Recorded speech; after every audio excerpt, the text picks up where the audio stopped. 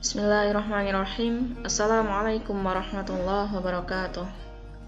Anak-anakku, calon penerus bangsa yang disayangi oleh Allah. Pada pertemuan ini, insya Allah kita akan mendalami materi tentang otot.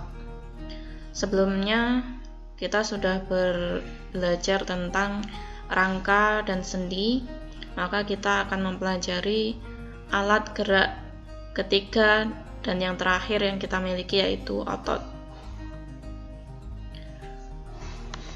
Ini mungkin merupakan materi yang baru bagi anak-anak, karena kalau materi sendi dan rangka sudah pernah dipelajari di SD, sedangkan untuk materi otot ini baru kita pelajari pada jenjang SMP. Yang akan kita pelajari hari ini adalah fungsi otot, kemudian jenis otot, dan sifat kerja otot. Baik, kita mulai saja dengan basmalah bersama-sama. Bismillahirrahmanirrahim. Semoga Allah mudahkan dalam memahaminya. Nah, anak-anak, coba perhatikan siput ini. Kemarin kita mengetahui bahwa alat gerak itu ada sendi, ada rangka. Nah, siput ini hewan yang tidak punya sendi dan tidak punya tulang, tetapi dia tetap bisa bergerak. Karena memiliki apa? Ya, karena dia memiliki otot. Pada tubuhmu, mana sih yang disebut dengan otot? Coba pegang. Nah, apakah ini yang dinamakan otot? Yang terlihat jalur-jalur bercabang biru atau hijau ini? Ataukah ini yang disebut dengan otot? Menurut kalian yang mana? Nah, dalam bahasa sehari-hari, otot itu bisa disebut dengan daging. Jadi ketika kita makan daging ayam, sebenarnya kita sedang makan otot ayam. Kalau disebut dari situ, mana yang namanya otot? Benar. Ini adalah otot. Sedangkan yang di sini ini adalah pembuluh darah vena.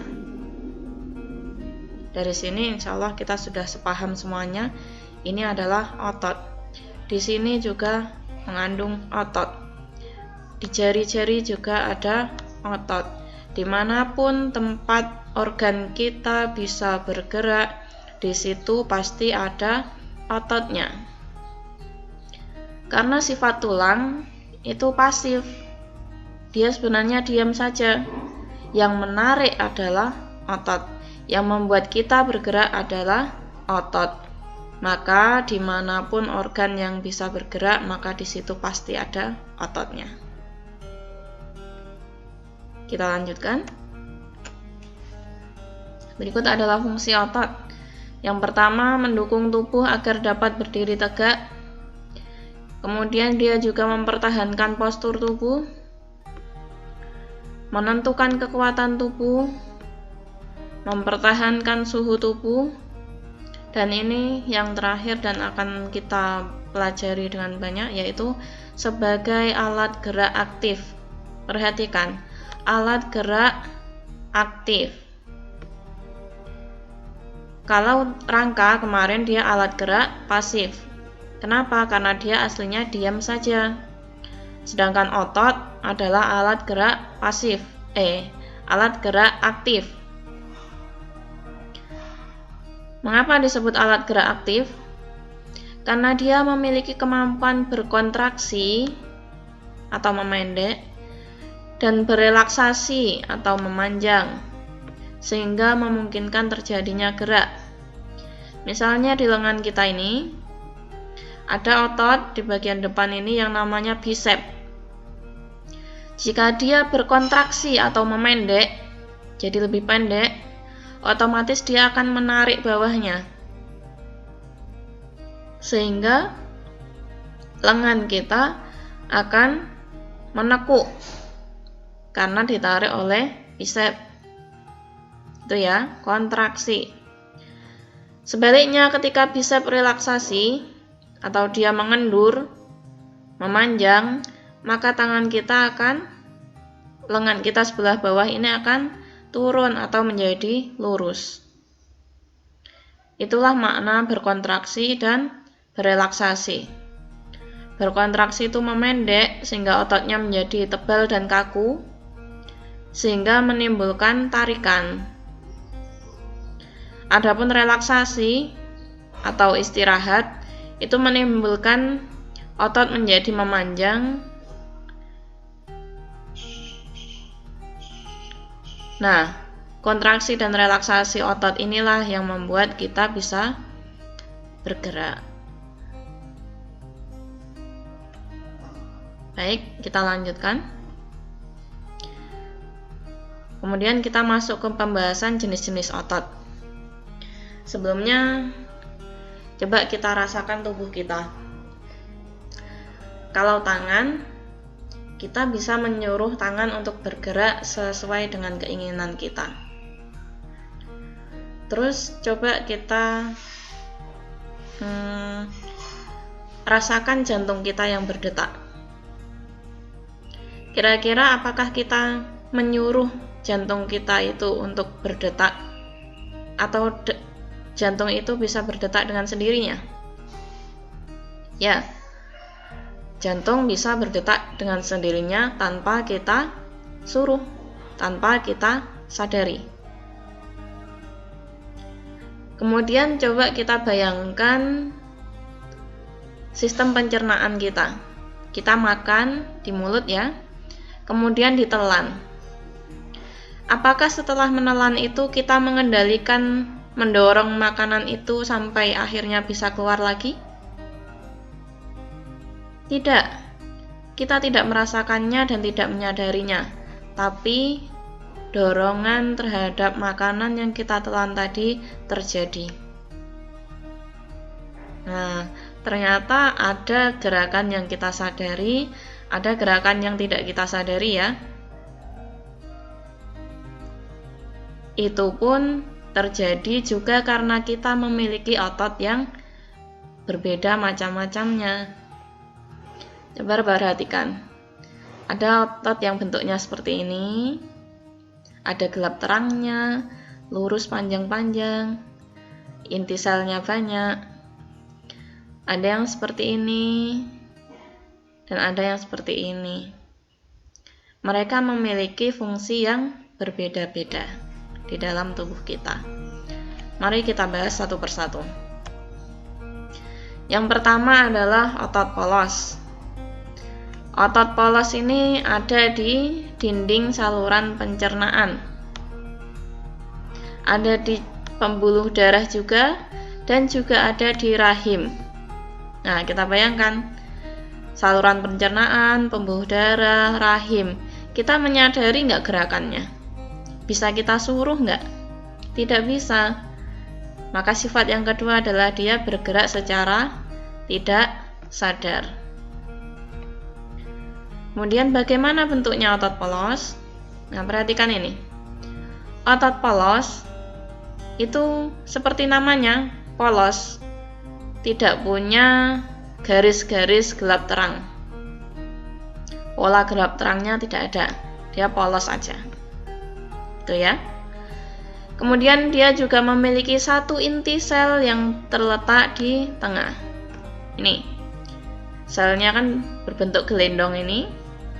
Kemudian intinya setiap sel cuma ada satu dan letaknya di tengah. Itu ya. Ini bentuknya gelendong tadi ya. Sudah dijelaskan tadi. Kemudian reaksi gerakannya lambat. Ya kan? Pergerakan pada saluran pencernaan, pembuluh darah dan rahim itu lambat. Kemudian otot yang kedua, otot lurik atau disebut juga otot rangka. Seperti namanya, otot rangka, maka dia berada di rangka, melekat pada tulang-tulang. Kemudian bekerja secara sadar, otomatis ya. Tangan kita ditekuk diluruskan dengan sadar, kaki dilangkahkan dengan sadar. Kemudian pola lurik, oh ya ini bentuknya seperti ini. Nah, seperti namanya otot lurik, maka dia punya pola lurik. Apa itu lurik? Lurik itu gelap terang, hitam putih gitu ya. Gelap, terang, gelap, terang. Itu namanya pola lurik. Kemudian dia memiliki banyak inti dan terletak di pinggir. Intinya ada banyak. Ini satu sel misalnya memanjang ini ada intinya lebih dari satu, 2 atau lebih, gitu ya. Kemudian bentuknya serabut silindris, serabut memanjang, tidak bercabang, ya. Dia serabut silindris, tidak bercabang. Kemudian reaksi gerakannya cepat. Kita minta tangan ditekuk, langsung tangannya nekuk. Dia reaksinya cepat. Jenis otot yang ketiga yaitu otot jantung. Seperti namanya otot jantung, maka letaknya pasti di jantung. Bekerja secara tidak sadar, tidak bisa kita kendalikan. Jantung berhenti, nggak bisa. Memiliki pola lurik. Nah ini bentuknya otot jantung seperti ini. Nah dia memiliki pola lurik sama seperti otot lurik tadi. Kemudian, nah untuk inti selnya, dia memiliki inti yang banyak. Satu sel memiliki banyak inti. Letaknya di tengah. Kalau di otot lurik tadi kan banyak inti juga, tetapi letaknya di pinggir. Bedanya di situ ya. Kemudian bentuknya serabut bercabang. Perhatikan ini. Kalau yang tadi otot lurik, serabut silindris, lurus saja ya, tidak bercabang. Nah, kalau otot jantung ini bercabang-cabang. Kemudian ada penyatuan antar sel satu dengan sel yang lainnya, itu disebut diskus interkalar.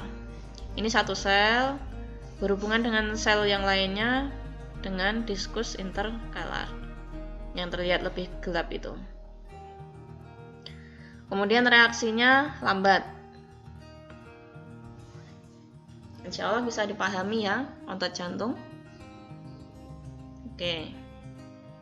Kita jadi punya 3 jenis otot. Yang pertama otot polos, ada otot lurik, ada otot jantung. Dari ketiga otot itu ada persamaan dan perbedaannya masing-masing.